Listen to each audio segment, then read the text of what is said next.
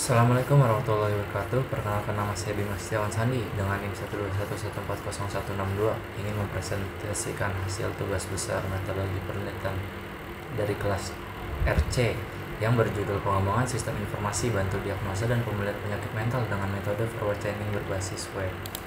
Di sini adalah latar belakang. Di era yang semakin modern ini, kita menyaksikan bagaimana dinamika kehidupan sehari-hari semakin kompleks, dipengaruhi oleh tekanan sosial dan perubahan gaya hidup yang begitu cepat. Penyakit jiwa seperti depresi, kecemasan, dan berbagai gangguan jiwa bukan lagi masalah yang tersembunyi, namun sudah menjadi isu sentral dalam bidang kesehatan global. Sering dengan meningkatnya kesadaran akan pentingnya kesehatan mental, kita dihadapkan kepada kenyataan bahwa banyak orang masih menghadapi hambatan serius dalam mengakses dukungan dan informasi yang tepat. Oleh karena itu, diperlukan solusi inovatif yang dapat diakses oleh banyak orang untuk mendukung deteksi dini, diagnosis yang akurat, dan proses pemulihan penyakit mental. Menanggapi tantangan ini, teknologi informasi khususnya dalam bentuk sistem informasi berbasis web dengan menggunakan metode forward chaining semakin memainkan peran penting dalam mendukung, mengidentifikasi, dan mengelola masalah kesehatan mental. Selanjutnya, rumusan masalah. Yang pertama, apa saja hambatan utama yang dihadapi oleh individu dalam mengakses dukungan dan informasi yang tepat terkait dengan kesehatan mental, khususnya terkait dengan stigma sosial, kurangnya pemahaman, dan kegagalan mengenai gejala penyakit mental. Bagaimana solusi inovatif dalam bentuk teknologi informasi, terutama sistem informasi berbasis web, dapat mendukung deteksi dini, diagnosis yang akurat, dan proses pemulihan penyakit mental di tengah kompleksitas masalah kesehatan mental. Yang ketiga, sejauh mana peran teknologi informasi, khususnya sistem informasi berbasis web, dalam mendukung identifikasi dan manajemen masalah kesehatan mental dapat menjadi solusi efektif dalam mengatasi tantangan yang dihadapi oleh masyarakat. Selanjutnya adalah tujuan penelitian. Pertama, mengidentifikasi hambatan utama yang dihadapi oleh individu dalam mengakses dukungan dan informasi yang tepat terkait dengan kesehatan mental, termasuk aspek-aspek seperti stigma sosial, kurangnya pemahaman, dan ketidakmampuan mengenali gejala penyakit mental. Merumuskan solusi inovatif dalam bentuk teknologi informasi, khususnya sistem informasi berbasis web, untuk mendukung deteksi dini, diagnosis yang akurat, dan proses pemulihan penyakit mental. Ketiga, mengevaluasi sejauh mana peran teknologi informasi, khususnya sistem informasi berbasis web, dapat mendukung identifikasi dan manajemen masalah kesehatan mental sebagai solusi efektif dalam mengatasi tantangan yang dihadapi oleh masyarakat. Berikutnya adalah batasan masalah. Pertama, penelitian ini akan berfokus pada penyakit mental tertentu seperti depresi, kecemasan, dan gangguan jiwa lainnya.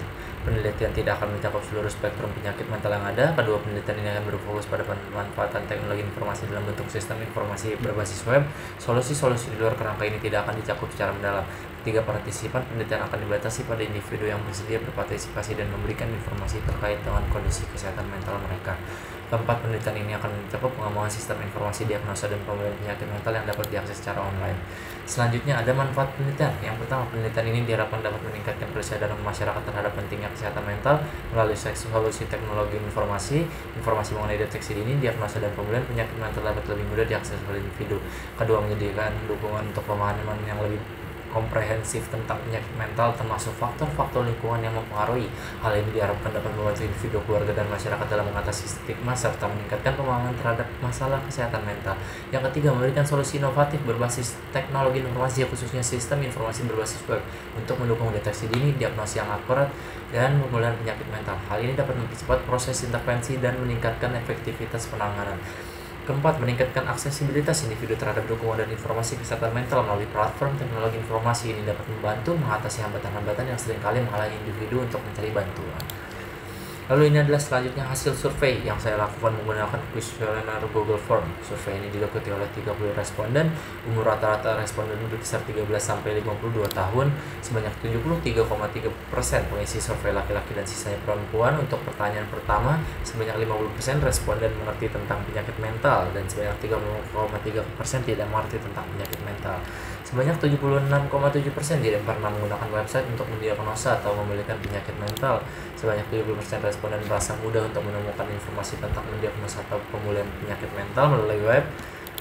Sebanyak 56,7% setuju untuk penggunaan metode forward chaining dapat meningkatkan keakuratan diagnosa dan pemulihan penyakit mental.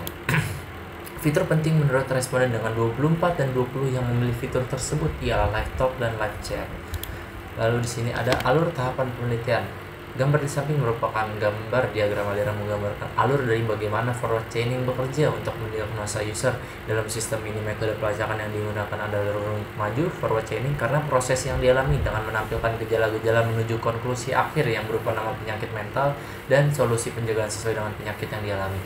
Pengguna akan diberikan pertanyaan berupa gejala yang diambil dari database untuk dijawab pada sistem. Selanjutnya sistem akan melakukan identifikasi untuk mendapatkan jenis gangguan apa yang mungkin dialami menggunakan berdasarkan pilihan input user. Selanjutnya, penjabaran diagram alir yang diawali dengan mulai, sistem akan mengambil data pertanyaan gejala dari database gejala yang sudah dibuat. Selanjutnya, user akan memasukkan data diri, yang dimana sistem akan memunculkan gejala pertanyaan satu yang berisi beberapa pertanyaan. User menjawab pertanyaan satu. Jika input user tidak, sistem akan memberitahu bahwa user tidak mengalami gangguan kesehatan dan selesai. Jika input user ya, sistem akan memunculkan gejala pertanyaan dua yang berisi beberapa pertanyaan. Jika input user tidak, sistem akan memunculkan pertanyaan dengan gejala kondisi tidak sadar. Jika inputnya ya, sistem akan memunculkan pertanyaan gejala kondisi sadar. Berlanjut ke pertanyaan 3 dan user akan memilih pertanyaan 3. Pertanyaan 3 memiliki pertanyaan tambahan yang dimana jika user memilih ya, pertanyaan tambahan akan muncul dan user akan memilih pertanyaan tambahan dan berlanjut kepada pertanyaan opsional. Jika user tidak memilih pertanyaan 3 akan langsung pertanyaan opsional. User akan memilih beberapa pertanyaan opsional. Proses diagnosis dilakukan. Hasil diagnosis muncul beserta solusi pencegahan. Lalu selanjutnya selesai. Berikut ya, ini adalah alat dan bahan yang saya gunakan. Alat yang digunakan ada komputer atau laptop, perangkat lunak yang digunakan ada seperti VS Code, Apache MySQL atau PHP Python Node.js. Saya menggunakan framework juga atau bibliotek framework untuk forward chaining. Bahan yang digunakan itu ada literatur dan referensi seperti buku dan jurnal, data penelitian seperti data simulasi atau data nyata, kuesioner atau wawancara, dokumentasi teknis, dan peralatan pengujian dan validasi. Selanjutnya ada metode pengembangan. Metode pengembangan yang digunakan adalah alur pengembangan. Saya menggunakan voucher. Metode pengembangan waterfall untuk webnya, forward chaining untuk proses diagnosa, pemilihan aksi dan integrasi dengan sistem informasi. Cara pengumpulan data yang digunakan kuesioner, menggunakan kuesioner, wawancara, dan pengujian. Gambar di kiri adalah gambar untuk forward chaining dan gambar di kanan adalah gambar untuk waterfallnya. Ini ada ilustrasi perhitungan metode, ada 3 langkah yaitu inisialisasi fakta dan aturan, proses forward chaining, dan penentuan diagnosis dan rekomendasi. Yang dimana langkah pertama ialah sistem dimulai dengan inisialisasi fakta awal dan aturan yang terkait dengan diagnosa penyakit mental. Misalnya fakta awal, pasien mengalami gejala A, B, dan C. Aturan 1, jika gejala A dan B hadir mungkin ada indikasi penyakit X. Aturan 2, jika gejala C hadir mungkin ada indikasi penyakit D. Langkah 2, sistem mulai mengiterasi dan melakukan inferensi dengan menerapkan aturan-aturan secara berurutan berdasarkan fakta yang telah ada, menggunakan iterasi pertama dan iterasi kedua. Selanjutnya langkah 3, berdasarkan hasil iterasi, sistem menyimpulkan bahwa pasien mungkin menderita penyakit D. Selanjutnya dapat memberikan rekomendasi atau tindakan yang sesuai, seperti merujuk pasien ke spesialis, memberikan terapi tertentu, atau menyusun rencana pemulihan. Lalu di sini rancangan pengujian.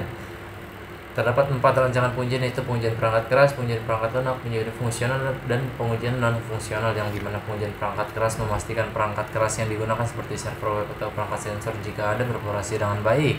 Pengujian perangkat lunak memastikan perangkat lunak sistem informasi berbasis web dikembangkan sesuai spesifikasi dan berjalan dengan baik. Pengujian fungsional memeriksa apakah sistem dapat melakukan fungsi-fungsi yang diinginkan sesuai dengan spesifikasi. Pengujian non-fungsional memeriksa aspek-aspek non-fungsional seperti kinerja, keamanan, dan ketersediaan sistem. Ya, mungkin segitu saja hasil tugas besar dari metodologi pendataan RC saya.